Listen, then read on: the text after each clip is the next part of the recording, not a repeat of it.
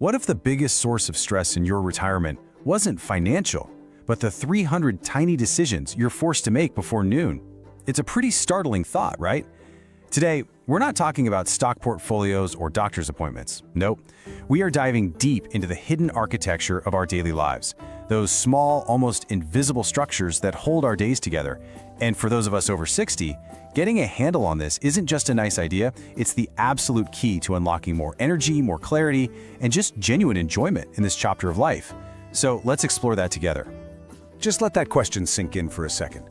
We spend so much time getting ready for the big, life-changing choices, right? But what if the real drain on our well-being is that constant hum of the small stuff?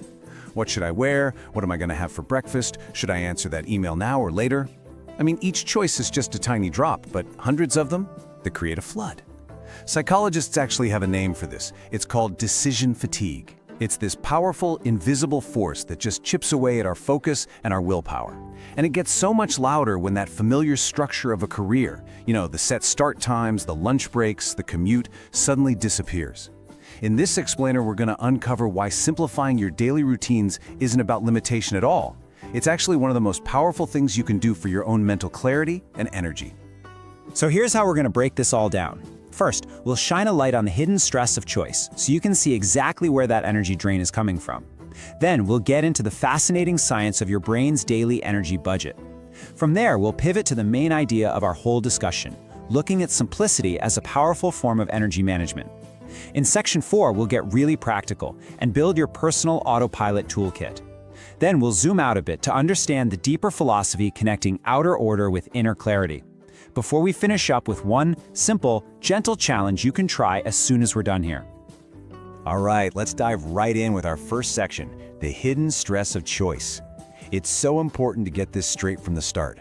The problem we're talking about today isn't about wrestling with one or two huge, life-altering decisions. It's not about choosing where to live or making some major financial move. No, the real issue, it's the constant, low-grade hum of countless small choices our brains have to deal with from the second we wake up.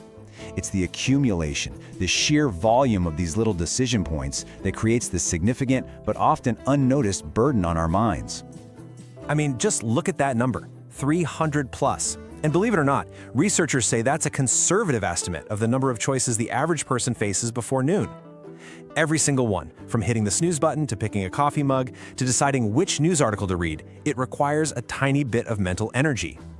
Now think about it. When you had a career, a fixed schedule automated dozens, maybe hundreds of these for you. But in retirement, with this beautiful, wide-open schedule, you've suddenly been promoted to CEO of every single minute of your day. You have to decide the what, the when, and the how completely from scratch. And that constant stream of little deliberations is exactly what leads to that feeling of being mentally exhausted or overwhelmed, even on a day where you had nothing, quote, major on your calendar. That is decision fatigue in action.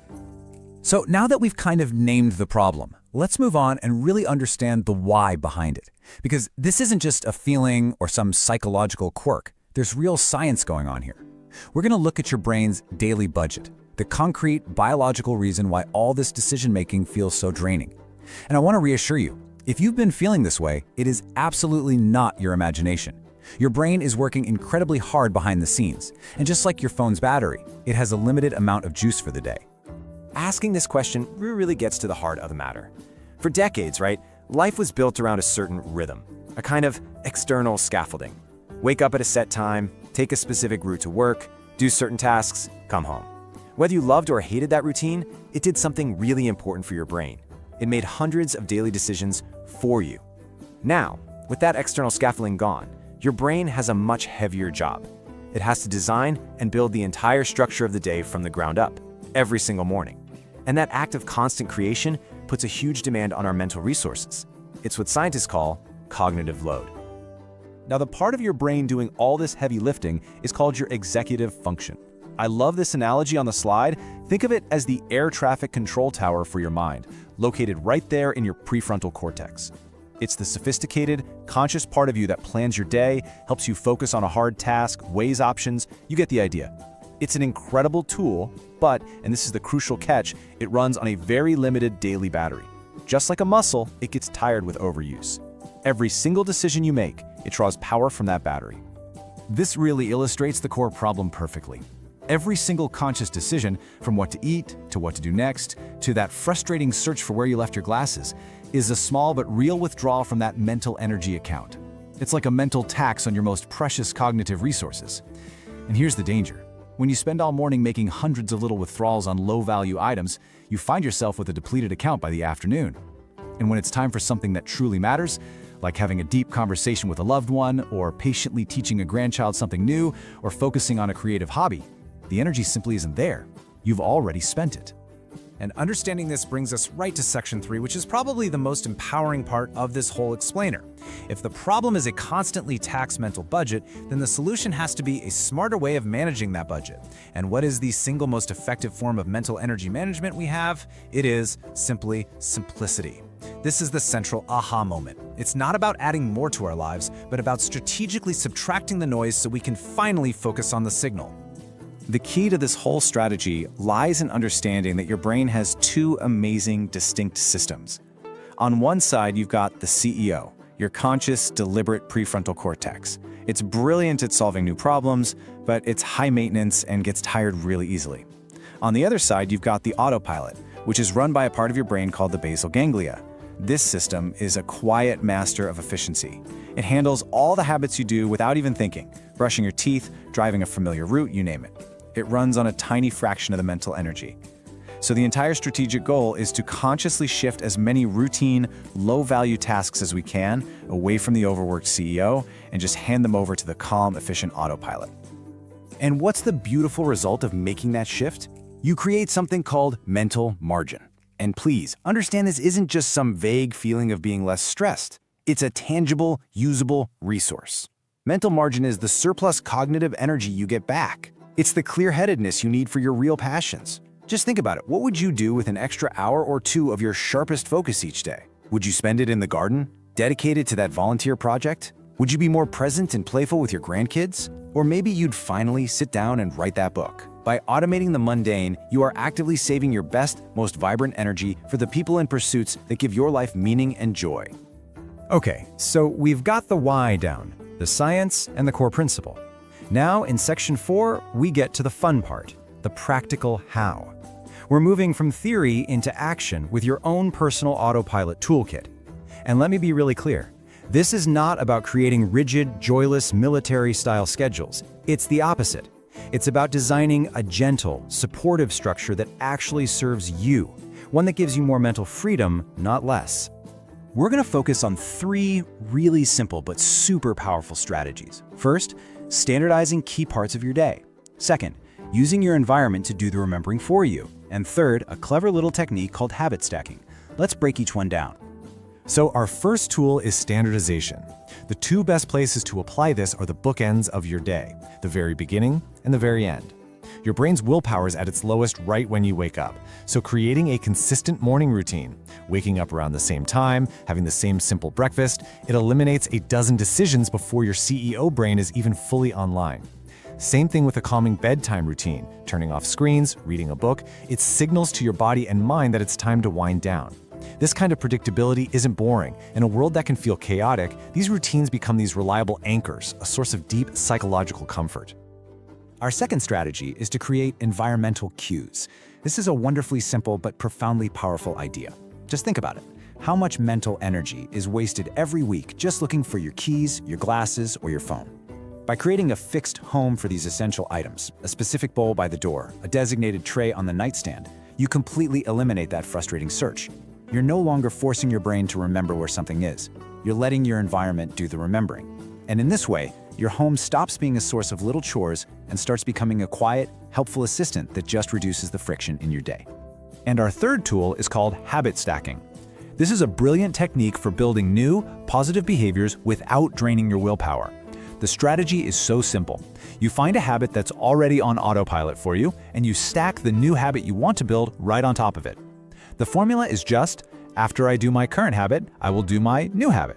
For example, after I take my morning medication, I will immediately put on my walking shoes. Or, after I finish my morning coffee, I will read for just 10 minutes. You're letting the momentum of an old habit carry the new one forward, making it feel almost effortless over time. So now we're at section 5. We've got the practical tools. But I want to take a moment and just zoom out with you to look at the bigger picture. Because what we're talking about here is so much more than just being organized. There's a deep, time-tested philosophy at play, the connection between our external world and our internal state. And really getting this can have a huge impact on your sense of well-being and peace. Outer order creates inner clarity. I mean, that simple phrase really says it all, doesn't it? When your immediate world, your home, your schedule, is predictable and calm and free of all that unnecessary friction, your internal world gets a chance to follow. The mental space that was previously taken up by that low-grade anxiety of small decisions and the frustration of looking for things is now free. It becomes quiet, open space. This is why this work isn't just about tidying up. It's a strategic and profound act of self-care. It's about intentionally creating an environment that actively supports your peace of mind. The crucial point to take away from this is that this work, as small as it might seem, is deeply meaningful. Every routine you simplify, every set of keys you give a home, is a conscious act of protecting your single most precious, non-renewable resource, your mental energy. It's the energy that fuels your focus, your creativity, your clarity. By making these small choices to reduce friction, you are actively strengthening your resilience. You're fortifying your ability to live a life of purpose and autonomy for years to come. You are taking gentle, powerful control. And that brings us to our final and maybe most important section.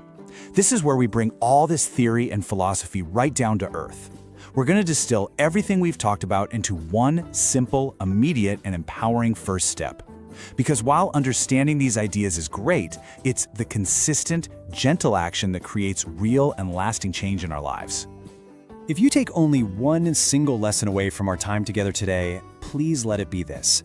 Simpler routines are not about restriction or boredom. They are powerful cognitive tools.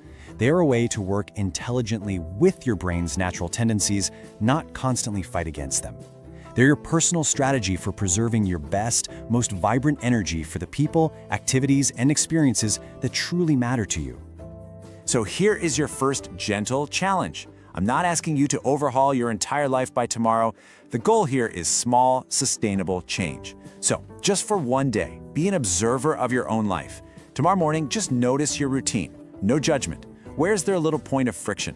Is there one tiny moment that always causes a little bit of stress? Maybe it's the 10 seconds you spend every day looking for the right vitamin bottle, or the mental debate over what to wear for your walk. Just find that one small thing. Then, give it a simple solution. Put the vitamins in a permanent spot right next to the coffee maker. Lay out your walking clothes the night before. Make one small change, and feel the tiny victory that comes from it. That's it. That's the beginning of everything. As we come to a close, let's just take a moment to reflect on this journey. We started by uncovering a hidden truth, that for many of us, the biggest drain on our energy isn't from life's big challenges, but from the quiet, cumulative stress of decision fatigue. But the most helpful insight, the one I hope you carry with you, is knowing that you hold the power to change this. You now understand how to consciously delegate routine tasks away from your hardworking CEO brain to your wonderfully efficient autopilot system. You can do this with the simple, gentle tools of standardized routines and a thoughtful environment. So please, remember this. By simplifying the mundane, you are not giving up freedom. You are making an active, powerful choice to preserve your best mental energy for a life filled with deep purpose, genuine connection, and real, lasting enjoyment. You're creating the space for what matters most. Thank you so much for joining me for this Explain.